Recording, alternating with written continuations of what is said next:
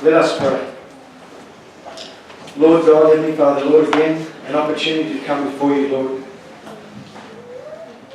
And I know, dear Lord, as I stand here, I'm no better than any person in this room, Lord, but dear God, you have given me an appointment to speak this morning, and I pray that people will hear your voice and not mine. Lord, may I stand back. May you come to the forefront so there is nothing between these people and you today. And Lord, may it touch my heart first so that I can speak qualitatively today. In the name of sweet dear Jesus. Amen. Amen. Something, a little picture in my mind, and I may have shared this already in this church once before, is this. And I think it's, good morning, children. I see, how many people go in aeroplanes here? Many people? It's not a sin to go in an aeroplane, it's alright.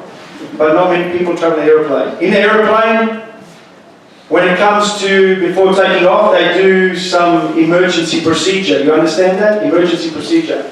And in the emergency procedure, what happens? Yeah, you have a lovely lady generally, tell them this, and something comes out from the top. It's your air mask, yes?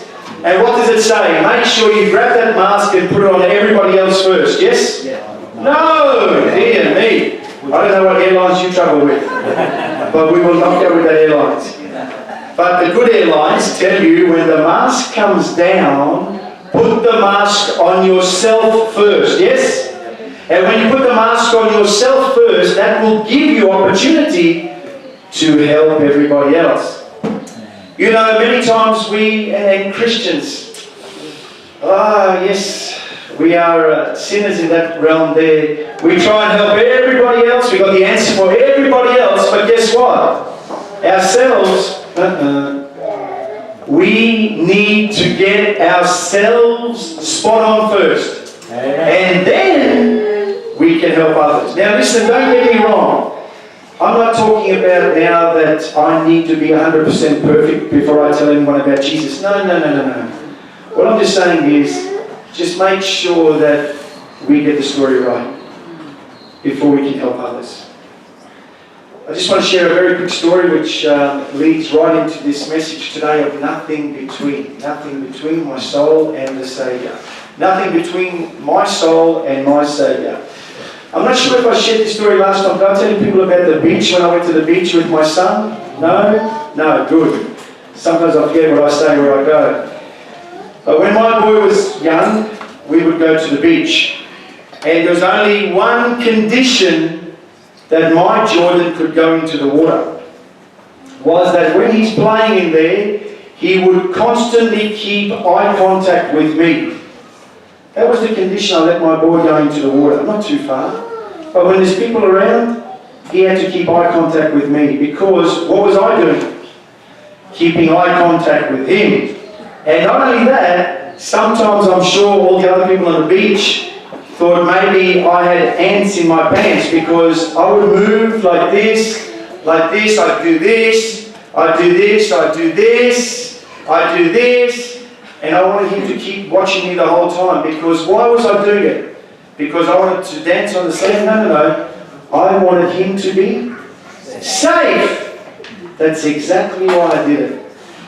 And as long as my son was watching me, but sadly, the older I got, I need to put glasses on because everyone looked like Jordan in the water, you know? So I'm doing this to all sorts of kids. But very important for me to keep an eye on my son. So I like to share that story because, again, that's a glimpse of us and God. Us and Jesus, us and the Holy Spirit. We need to keep an eye on them constantly, yes? They're watching us at all times. I've said before, there are 3 conversations going on in our head at any one time. Please don't get scared that I hear voices. No, but I hear good voices. But there's 3 conversations going on in our heads.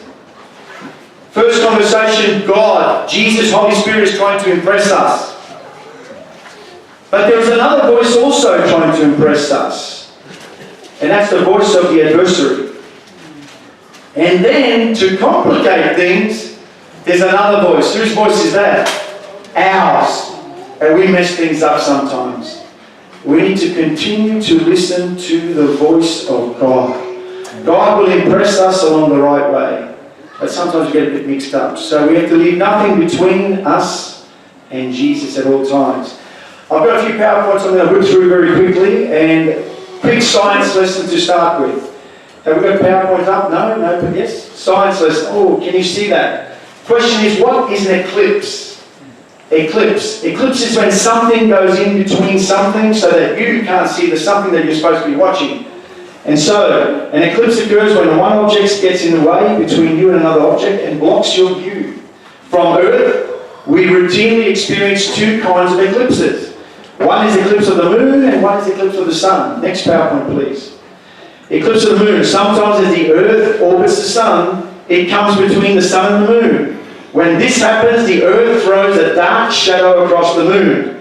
This is known as eclipse of the moon or a lunar eclipse. Next one. Eclipses of the sun. Sometimes the moon passes the Earth and the sun. The moon blocks the light of the sun and a shadow of the moon is cast on the Earth's surface. This is called an eclipse of the sun or a solar eclipse. Solar eclipse. Solar eclipse. Please listen, if I get too loud, I do look at my wife, she's always telling me this way. Just like I did with my son on the beach. All good. There's people outside, my dear wife. So, solar eclipse. Solar eclipse.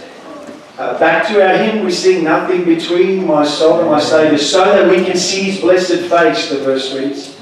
So that His blessed face can be seen. Can we go in our Bibles, please, to Romans 8. Romans 8:38. Romans 8:38. Now, is there anyone looking for a Bible? If you need a Bible, I'm sure someone will come and help you. Or you can sit next to someone with a Bible. Romans 8.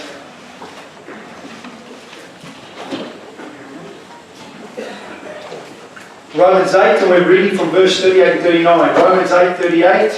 Romans 8:38. For I am persuaded that neither death, nor life, nor angels, nor principalities, nor powers, nor things present, nor things to come, nor height, nor depth, nor any other creature shall be able to separate us from the love of God which is in Jesus Christ our Lord. Now think on that for a minute. Nothing will separate us from the love of God. God's love is matchless, boundless, limitless, bottomless, far-reaching, far-arching. But there is something that can separate us. Come on, our Bibles, please, to Isaiah 59, verse 2. Isaiah 59, verse 2. Where's Sonny? I can't see Sonny. Sonny, you remind me at home I've got to stand for this thing. I'm going to donate it to you, my friend. Alright? Because us Italians, we talk with our hands. And it's hard when you're holding a microphone. Isaiah 59, verse 2. Isaiah 59, verse 2 reads like this. But your iniquities have separated between you and your God, and your sins have hid His face from you, that He will not hear. The love of God is still there. You know, when it's a cloudy day and you can't see the sun, is the sun still shining? Yes. But the clouds are in the way. But the sun is still shining. God will love us forever and ever, no matter where you are, what you've done, who you are. God will love us. But we get separated. We get separated. That's why we as parents, when we take our children to cross the road, what do? Do we push them in the traffic? Do we say, listen, you go first, stop the traffic, they'll stop for you, you're a kid, and then I can walk safely? No. We hold the children by the hand, don't we? And that's how we need to be with God. Continue to hold on to God's hand. Can I please have our next PowerPoints, please? This one here. I want to read to you a little bit from Ellen White here this morning. Ellen White, manuscript 10, 1890. And she reads like this, but our minds have become separated from God, and the enemy meant it should be so. He cast his hellish shadow right between us and our hope, and our strength, and our comfort, that we should not see him. That's how the adversary operates. And it reads on, he does that so that he may eclipse Jesus, that we should not discern him and what he was to us, and what he would do for us, and what he would be to us, that he should cast this dark and gloomy shadow between us and the Saviour. Don't we serve a God of light? There is no darkness in God. But Satan tries to eclipse. The next one, please. Ellen White says, solemn warning to all who live in the end time. People, I do believe firmly we are living in the end time. I'm not going to tell you it's going to happen in 2021, 16th or whatever. I don't know. And I don't need to know. What I need to know is that he's coming. And what I need to know is that I need to be ready. And my hunger for other people, starting with the ones I love the most, my family, my son, I want them to be ready.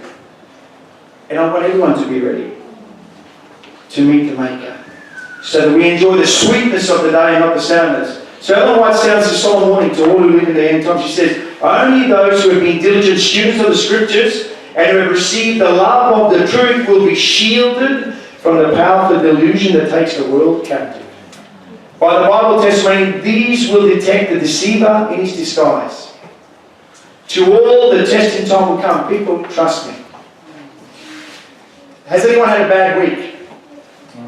It's all right, it's not a sin to have a bad week. I mean, we have bad weeks sometimes. It just happens. But if we think things are tough, I believe things are going to get a whole lot tougher around this place. And unless we are consolidated in our mind and our hearts, we will fall by the wayside. We will fall by the wayside. It reads on, Satan will, if possible, prevent them from obtaining a preparation to stand the day. He will so arrange affairs to hedge up their way, entangle them with earthly treasures, cause them to carry heavy, wearisome burden, that their hearts are overcharged with the cares of this life. That comes from great controversy. Come to the next one, please. Review and Herald, 1890. 1890, what was that? 220 years ago. No, 120 years ago. Still very relevant today. The world seeks the things of this world. Correct? Christ seeks to break this spell which holds men away from him. He seeks to call men's attention to the world to come. We get so caught up on here when we should be caught up on the here ever after. That's where we should get caught up. People kill each other for gold here in this world that we live in, don't they? But gold is going to be like bitumen in heaven. We're going to walk on this stuff. Can you see the blessing in that? Let's put things in perspective. And it reads on, he seeks to call men's attention to the world to come. That's Jesus Christ. That Satan has managed to eclipse by his own shadow. I want to read it out. Can I just have that very next one, please? I just went through. The soul that is yielded to Christ becomes his own fortress, which he holds in a revolted world, and he intends that no authority shall be known in it except his own. A soul thus kept in possession by the heavenly angels is, read that word, what's the next word? Impregnable. Do you know what impregnable means? Impregnable is you cannot pass through it. It cannot be passed through, impregnable. Fortify our minds with the Word of God. That's what needs to happen. How did Jesus rebuke the tempter in the wilderness? What did he say? It is written. And unless we have it is written in our minds and our hearts, how can we bring that to the front when we need it? It is written. It says there, a soul that is kept in possession by heavenly angels is impregnable to the assaults of Satan. Satan will try really, really, really hard to come and get us. But we need to stand strong and tough. It has been said that it was easier for God to take what? The Israelites out of Egypt than to take Egypt out of the Israelites. There is some truth in this. Come and have Bibles, please, to Exodus 19. Exodus 19, verses 1 to 8. Exodus 19.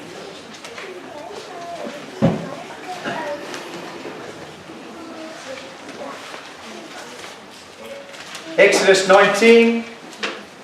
Exodus 19, and I'm reading from verses 1 to 8. In the 3rd month, when the children of Israel were gone forth out of the land of Egypt, the same day came they into the wilderness of Sinai.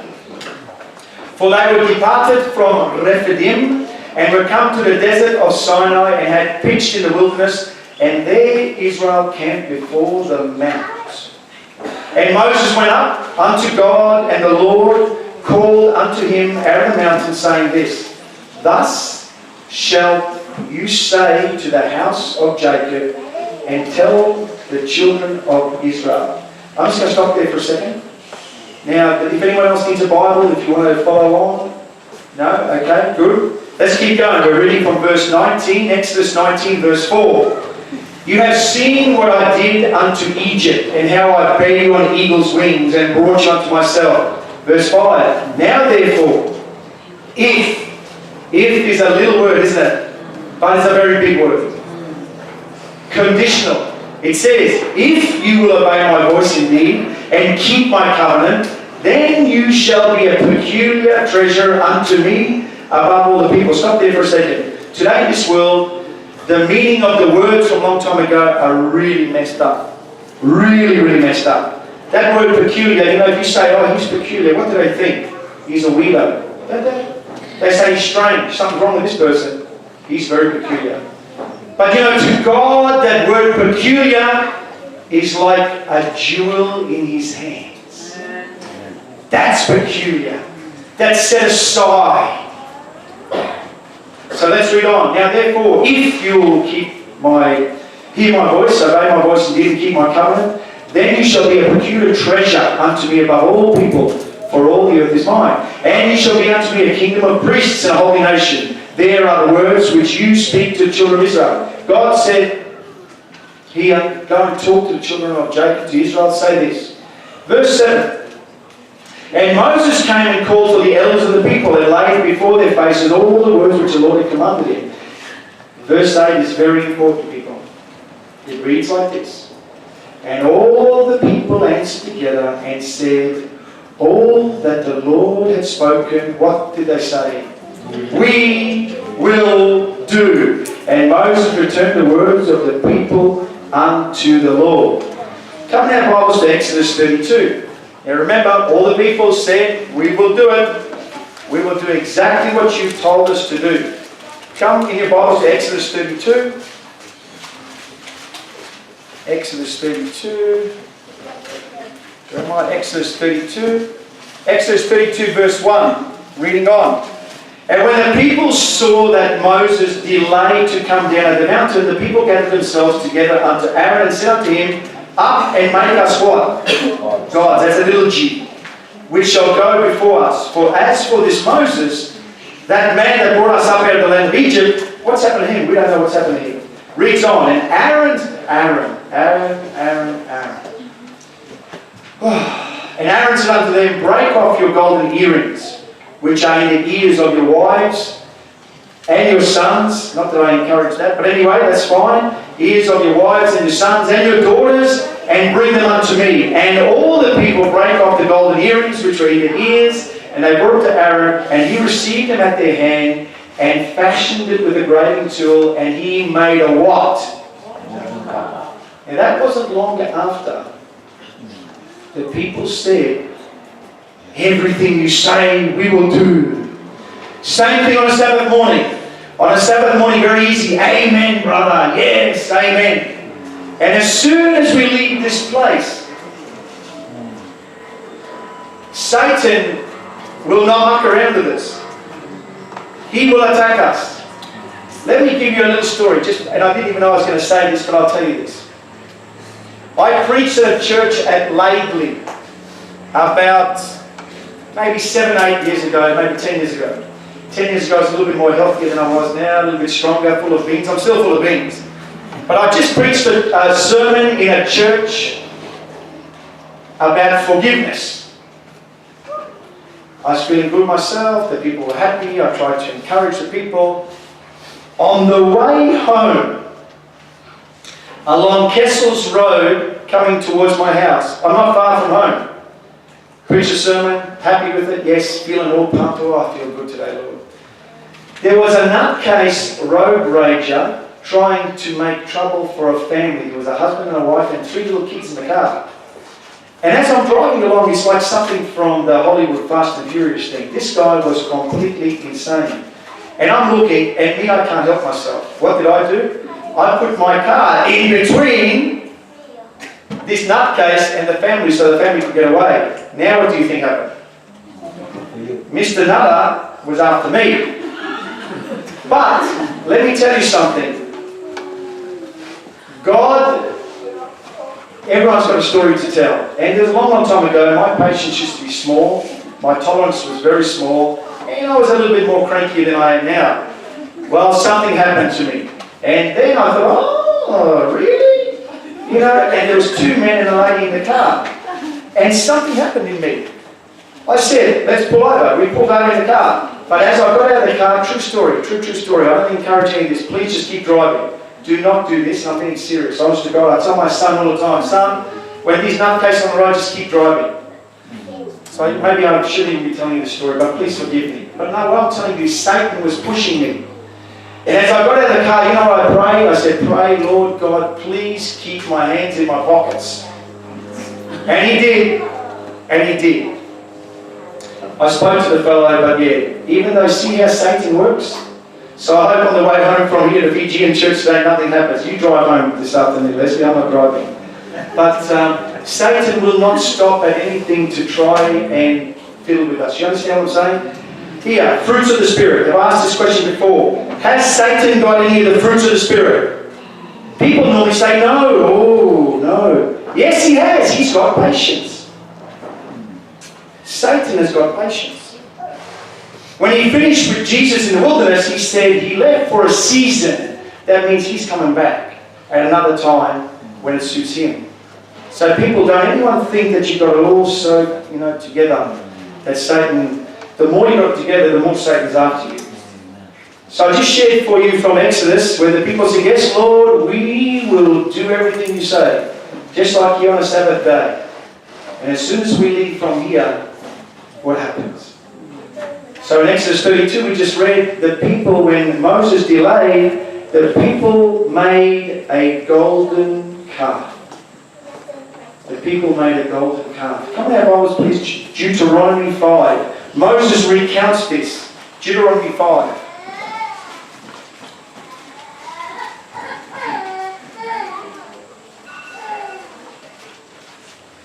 Was that the alarm going off because I have to finish? It's 12 o'clock? Can we keep talking here today? I've got a bit to share with you, yes? Alright. Deuteronomy 5. Deuteronomy 5 verse 27. Deuteronomy 5 verse 27, 28 and 29. Moses recounts the story. He says like this, he says, from verse 27, it reads like this. Go thou near and hear all the Lord our God shall say. And speak thou unto us all the Lord our God shall speak unto thee. And we will hear it and we will do it. Verse 28, and the Lord heard the voice of your words, when you spake unto me. And the Lord said unto me, I have heard the voice of the words of this people, which they have spoken unto thee. They have well said all that they have spoken. Well said is one thing. Verse 29, oh, that there was such a heart in them, that they would fear me and keep all my commandments always, that it might be well with them and their children. So that it would be well with their souls. The Lord knew, the Lord heard them. Yes, Lord. Same thing before Jesus was crucified. When Jesus was coming into Jerusalem, what did you hear the people? Hosanna! Hosanna! Putting stuff in the way so that the donkey could walk on the palm leaves and the coats of the people. And not long after, what were they calling? Crucify him. Crucify him. Sadly, Satan has played with us so much, and he has perfected the instruments within our souls that sadly let us down. In Patriarchs and Prophets 5:03, read like this: Satan is ever at work endeavouring to pervert what God has spoken, to blind the mind and darken the understanding, and to lead men into sin. Because Satan is so ready to catch away the mind and divert the affections from the Lord's promises and requirements, the greater diligence is needed to fix them in the mind and to impress them upon our hearts. Come on, our Bibles, please, to 1 Kings. 1 Kings 18. 1 Kings 18. 1 Kings 18. 1 Kings 18, we have the contest on Mount Carmel. Yes? Elijah. If you start reading from verse 17 of 1 Kings 18, it says, "It came to pass when Ahab saw Elijah, that Ahab said unto him, Hey, you're the guy that troubles Israel.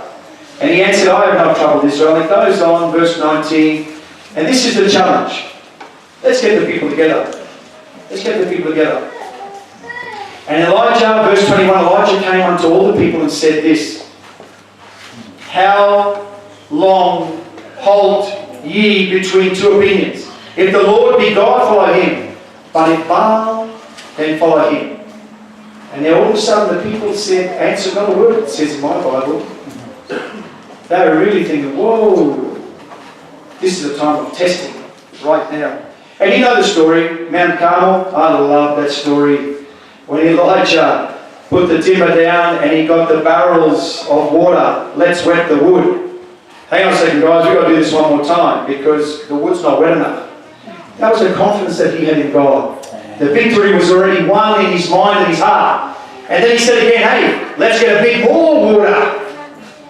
That wood's not wet enough. Now, what would I think? Keep the wood dry, yes? But Elijah said, let's wet the timber up. And then we know what happened. Oof, that's another story for another time. Anyway, but let's come over to chapter 19. 1 Kings 19. 1 Kings 19. Actually, before 1 Kings 19, let's go to 1 Kings 18:44. 1 Kings 18:44. This is after the contest. Ahab's not really happy. Verse 45, verse 46 here. Verse 46. And the hand of the Lord was on Elijah, and he girded up his loins, and he ran before Ahab to the entrance of Jezreel. Verse 19. And Ahab told Jezebel, all that Elijah had done, and withal how he had slain all the prophets with the sword. So Ahab's telling Jezebel, this Elijah fella, whoa, listen to what he did. Then Jezebel sent a messenger unto Elijah, saying, so let the gods do to me, and more also, if I make not thy life as the life of one of them. What did Jezebel say? She said, hey, Elijah, I'm going to get you, and we're going to extinguish you. Verse 3, and when he saw that, this is Elijah, he arose, and what does it say in the Bible? What's it say? He went for his life. Is he scared? Well, I would be too.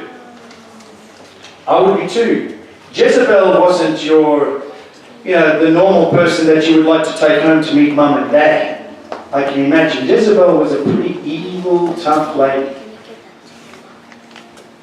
And Jezebel was after Elijah. Elijah just had a contest on the mountain full of confidence in God,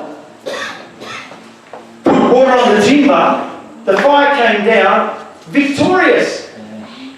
Knocked off the prophets of Baal, he's on top. But what's the very next thing that happens? Jezebel's after him, a woman's after him, and now, whoa, run for his life. So she must be one pretty tough lady. And he took off. It says in verse 1 Kings 19 verse 3 says, he went for his life and he came to Beersheba, which belonged to Judah, and he left his servant there, and he went on a bit further, it says. And in verse 4 it reads this, and he requested of the God for himself that he might what? Was Elijah in a bad spot?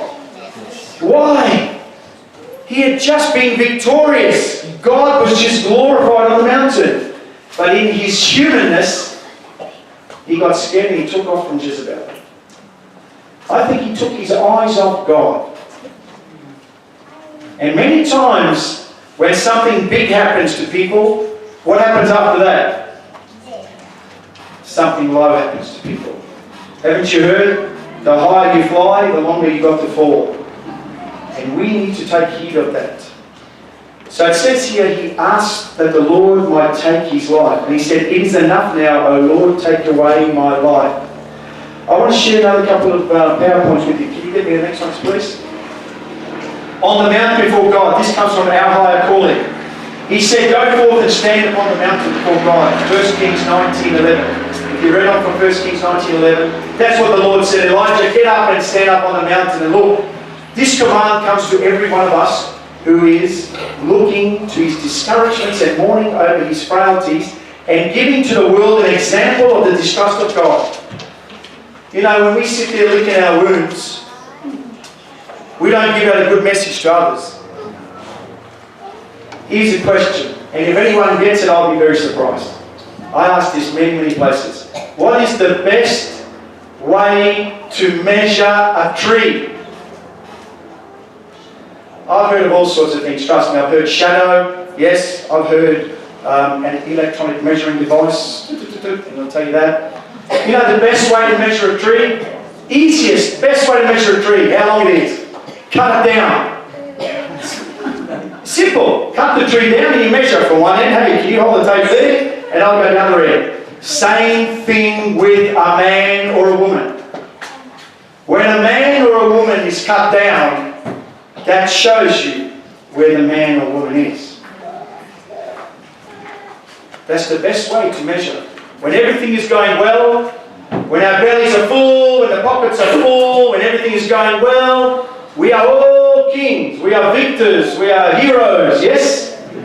But when the tables turn, that will tell you where you are. Correct? So it says here, do not give the world an opportunity to say, oh, what, these people believe in God? I'm going to share this story which I've shared once before. My wife was diagnosed with very illness 2 years ago. And I don't make a habit of talking about this, but when we went to a doctor, and I sat outside, I thought I'll just drive her there. And she went to the doctor. The doctor came back out and wanted to come and talk to me. She said, Arturo, you've got to come in here. And as I walked up that corridor, maybe from here to there, I thought to myself, whoa, what's going on here? And I'll tell you, trust me, I can mix with some pretty tough people. And I have mixed with pretty tough people. Sometimes, the bigger, the uglier, it doesn't bother me one bit. And but this particular day, as I walked up the corridor, I thought, whoa, what's going on here? And then the doctor spoke to us, and so on. But praise God, we've got good news, all is well. But do you know, I started to cry like a baby. Now, me, the priest of the house, came outside, sat in the car, and I went to pray, and I couldn't pray. Elijah here couldn't pray. And my wife, she stopped me, she put her hand on my leg, and my wife prayed for us in the car. Amen. My wife prayed for us in the car. Amen. I couldn't pray. So as I say, people, I can mix with the toughest, and I have. But, time of testing, I never lost my faith. Please, not at all, far from it. But I really struggled. And it took me 2 weeks to get on top of myself. And it was my wife that was the strongest of us that day. Amen. Amen. Amen. Let's go to the next slide, please. Next slide. On the mount we shall have correct views of Jesus, just like Zacchaeus. Sophia, you had to get around, didn't you? I don't encourage you to jump on the chair in the church, and I'm pleased that you did, young lady. But Zacchaeus had to get on the highest spot to see Jesus. In the mount we shall have correct views of Jesus. Satan will not have the power to cast his shadow between our souls and Jesus, eclipse our view of Jesus, falsify him, and encourage our hearts in cruel unbelief. Get up on top. Get up on top of the mountain. Abraham was told, get out of the tent. Get out of the tent and look up at the stars in the sky. Next one. If men and women could only see and realize how their unbelief and mournful murmurings exalt Satan and give him honor while they rob Jesus Christ of his glory in the work of saving them, holy entirely from all sin. Let us come out of darkness, people. That's my encouragement to you. Let us come out of darkness. Can you just go to the next one, please? The Word of God is the foundation of our faith, people. Amen? Amen. The Word of God is our foundation. That comes from Signs of Times, 1894. Do not study yourself. Look away from self to who? Jesus. Jesus. Do not study yourself. Let me show you something else. And this has happened because this has happened to me before in the church. A preacher will be preaching and he'll say something, and me, in good husband fashion, I give my wife a little boom boom with the arm and say, did you hear that? Or sometimes, if a preacher is preaching a good message, I have thought in my mind, gee, I wish so-and-so would be here to hear that. Well, guess what I'm missing? I should be banging myself in the ribs. Yes? And I should be attentive to the message. Not to think all the time for someone else. I wish so-and-so was here to hear this message. Or my wife should hear this message. We should hear the message, people. Amen. And we should stick to the message of God. Okay, come in our Bibles please to Hebrews. Hebrews 12. Hebrews 12. We are on the journey home. Hebrews 12. I've taken you out into the wilderness, I'm going to bring you home. Hebrews 12. Hebrews 12. Hebrews 12 verses 1 and 2. Hebrews 12. Hebrews 12. Hebrews 12 verses 1 and 2. Wherefore, seeing we are also compassed about with so great a cloud of witnesses, let us lay aside every weight and sin which doth easily beset us, and let us run with patience the race that is set before us. Looking unto who? Jesus. Looking unto Jesus. I need an example. Actually, because I'm in the Fijian church, I maybe could even use men for this example. I normally ask, is there a lady with a long skirt on? But there might be a man with a long skirt on here today. That's all right. As I came in, I was thinking I should have worn my sulu today. Young lady in the purple. If you had to run outside, would you run the way you are? Well, no, I'm just saying, listen to me. I'm not saying do away with the skirt completely. But what I'm saying is, if you had to run outside, if you tried to run in that big skirt, what would happen? Sooner or later, boom, fall down. But what you need to do is tuck the skirt up a little bit. And this is what this Bible verse is saying. Is get rid of the things that are hindering us. And that's what we need to do. Get rid of the things that slow us down and hinder us as Christian people. And you know, sometimes we don't even realize the things that hinder us. We realize the things that hinder everyone else, but we do not take stock of the things that hinder our own souls. Come now, Bibles to Matthew 16. Matthew 16. I've only got another few things to share with you, please. Please, Matthew 16. Matthew 16. I just told you about our friend Elijah on the mountain. Put the water on the timber. More water, more water. Now let's light it up and see what happens. And the Lord was faithful. Because Elijah was faithful in keeping his eye on the Lord. But then he saw what happened when he took his eyes off the Lord. Matthew 16. Matthew 16 verse 21.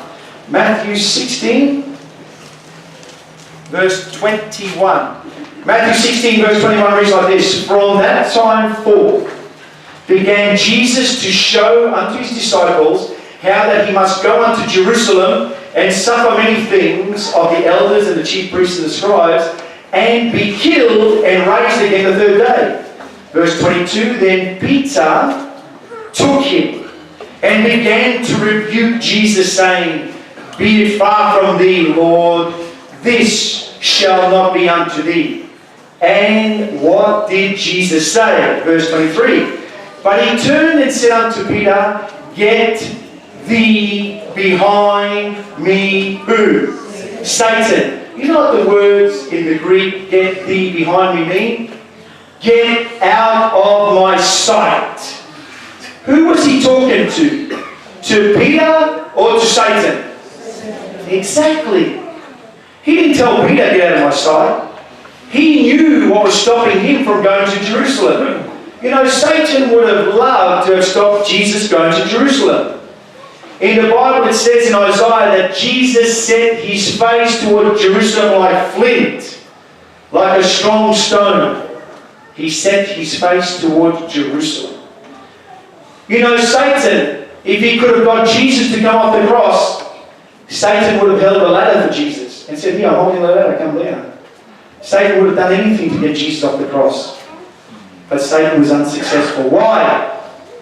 Because Jesus had his Father's face fixed very clearly in his mind and his heart. And he had the faith in his Father. Not my will, but thine, he said. So, Jesus says to Peter, get thee behind me, Satan. You are an offense. Come back to verse 13 of Matthew 16. Matthew 16, verse 13. When Jesus came, this is just a few verses before, when Jesus came up to the coast of Caesarea Philippi, he asked his disciples, saying, who do men say that I, the Son of Man, am? And they said, some said that you are John the Baptist. Some said you're Elijah. Some say Jeremiah, one of the other prophets. And he said unto them, but who do you say that I am? And Simon Peter answered and said, thou art the Christ, the Son of the living God. Did he not feel strong?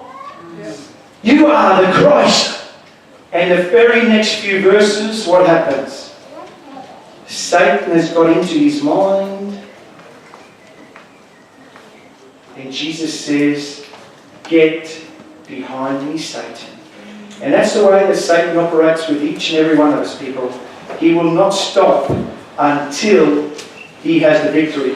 Can you please quickly know a few slides? Boom, next one. It is the Word of God that is to be our assurance. It is the Word of God that is to be our assurance. The sole supply of nutrition is in who? Jesus Christ. Jesus Christ. You know what I have a real problem with? Is robotic religion. Because that's exactly what the Pharisees did. It was robotic, mechanical. You can do this. You can do this. You cannot do that. They missed Jesus, didn't they? They missed the love of God. That's what happened with the legalistic type of religion. Trust me, like I said, people, when it comes to the Word of God, I am tough. No hanky-panky, straight down the line. That's the way the Word should be split, straight down the line. But we must have the love of God in us, yes? We must have the love of God in us. Last time I preached here, I preached about the Sermon on the Mount.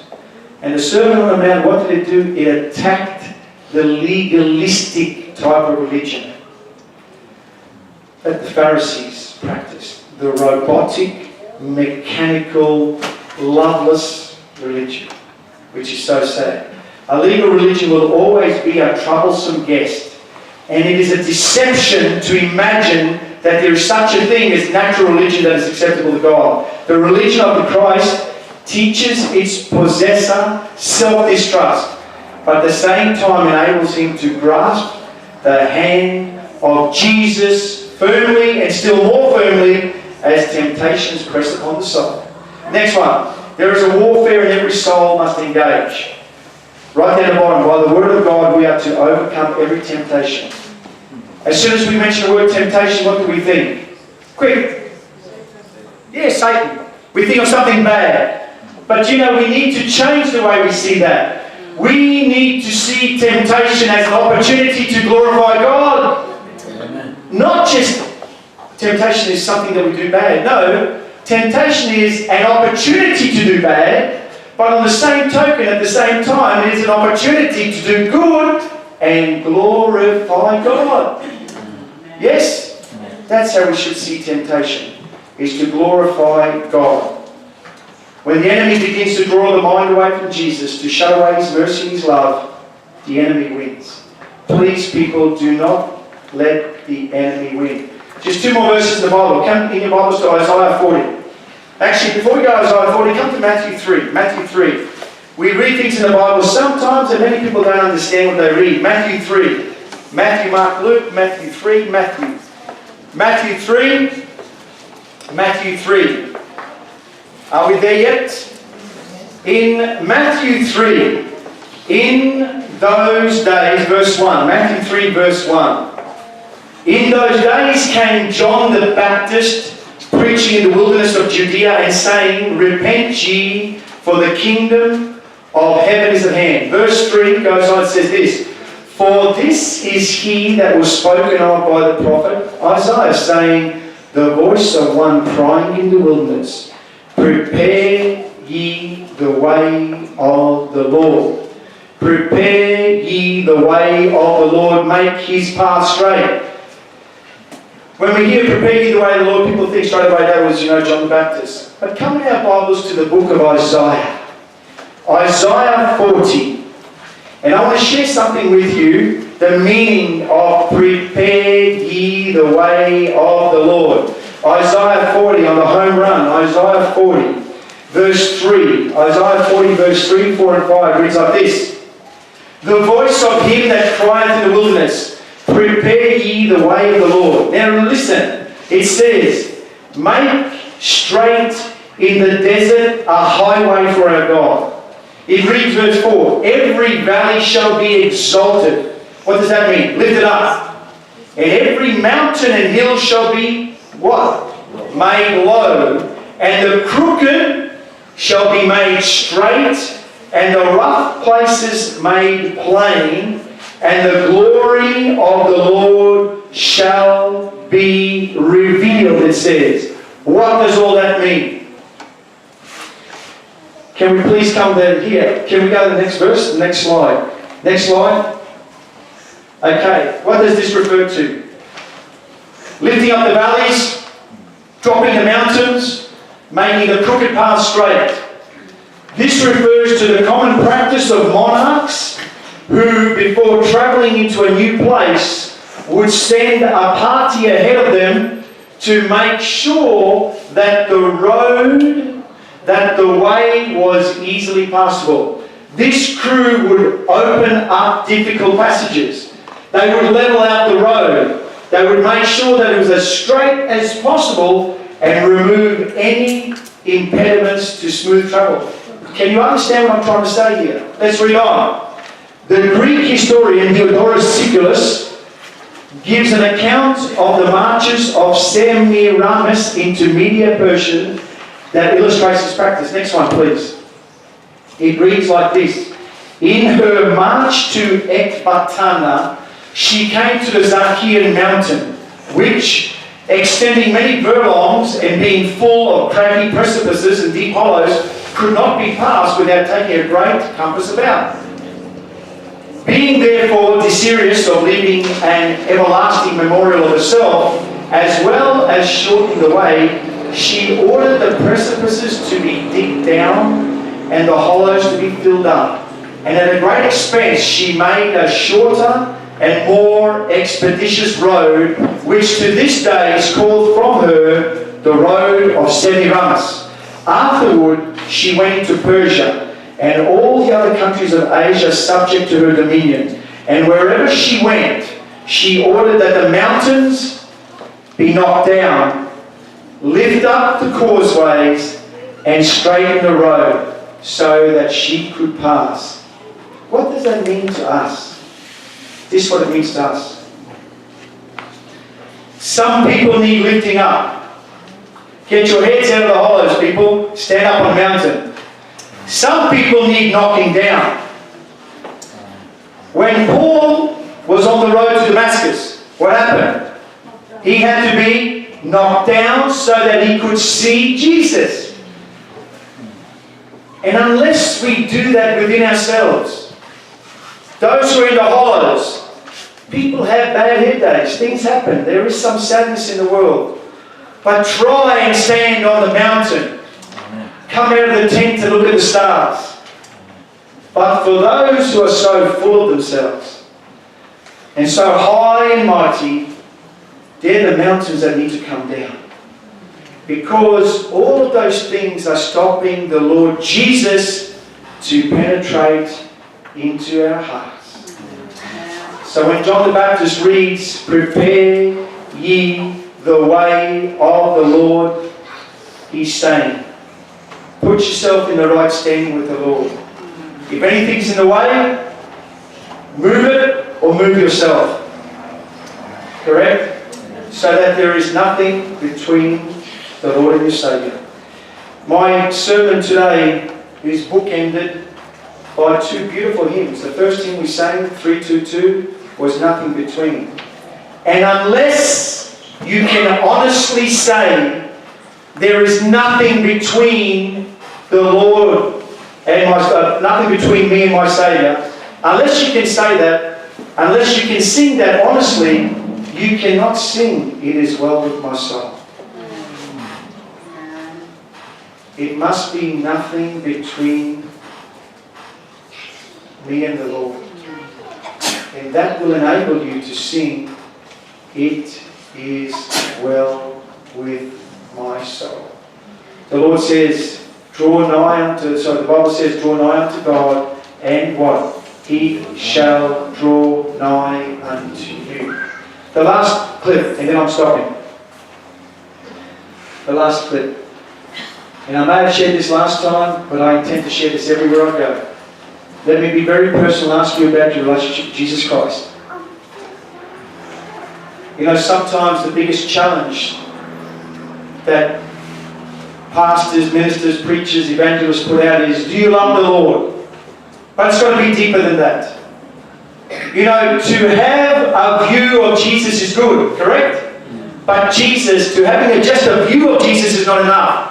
We need to have him rightly focused. Yes? View is one thing, but we must have Jesus in good focus. Otherwise, the vision is distorted. Has any cloud come between your soul and your Saviour? And I may have shared this before, but I'm going to share it again. An incident is told of Spurgeon. Spurgeon was a great evangelist. Very, very powerful, strong evangelist. And it says there's an incident told of Spurgeon who suddenly stopped in the middle of the street he was crossing. And he started to pray. These were the days when the streets were safer than today. They had horses rather than cars. When he reached the other side, his companion asked him, "Why did you stop and pray in the middle of the street?" Spurgeon's reply was, "A cloud came between my soul and Christ, and I could not let it remain there even long enough to reach the other side of the street." Fijian church, I'm encouraging each and every one of us. If there's something that needs to be lifted up, get up and get up on top of the mountain. If there's something within us that needs knocking down, take it down. And may there be nothing between you and your Saviour today, tomorrow, to prepare you for the eternal tomorrows. Amen. Let us pray. Lord God, Heavenly Father, Lord, you gave me a message to share today, and I pray, dear God, that I do not do a disservice. Lord, I pray that the words that were spoken here this morning, Lord, I pray, dear God, that they last longer than just the door of the church. I pray, dear God, that they cling to us and we cling to them, Lord, and we cling to you.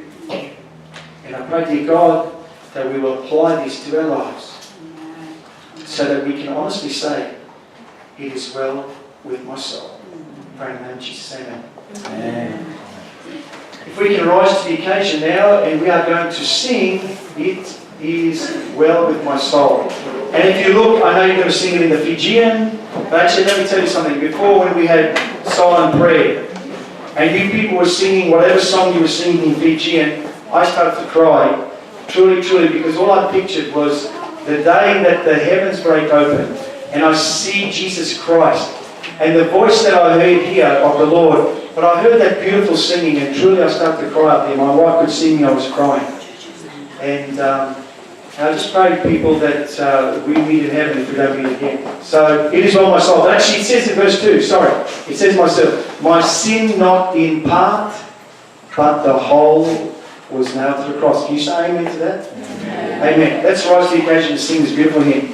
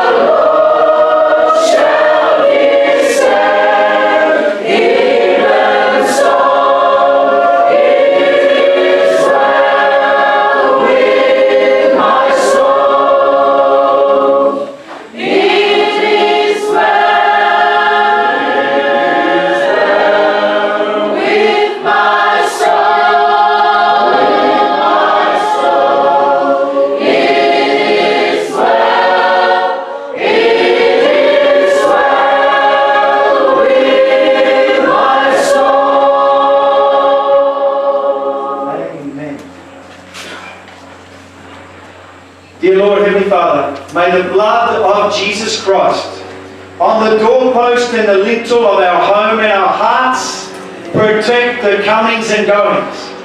May we be found safely cradled in the hollow of your hand, and may your hand of protection and providence be over us to guard and guide us.